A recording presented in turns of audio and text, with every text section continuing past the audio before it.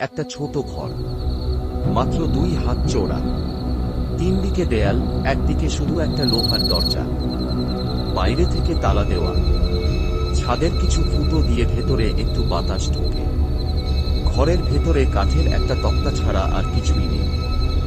একজন মানুষ কোনো মতে সেখানে শুতে পারে। ঠিক এমন একটা ঘরে বন্দি করে রাখা হয়েছে 24-25 বছরের এক যুবক, আল মামুনকে। তাকে দেখলে কেউ বলবে না সে বন্দী। চোখে মুখে নেই কোনো হতাশা, নেই আতঙ্ক। একদম স্বাভাবিক, যেন নিজের ঘরেই বসে আছে। দেয়ালে হেলান দিয়ে বসে আছে চুপচাপ। হঠাৎ বাইরে কিছু শব্দ শোনা যায়। 3-4 জন লোক এগিয়ে আসছে ঘরের দিকে। মামুন কান খাড়া করে শোনে। দরজার সামনে এসে থামে তারা।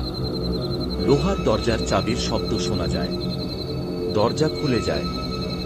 সবার আগে যাকে দেখা যায় সে একজন লম্বা, শক্তপোক্ত, মধ্যবয়সী পুরুষ। বয়স 40 পেরিয়েছে। চোখে মুখে কঠোরতা। সে ঘরে ঢুকে দাঁড়ায়।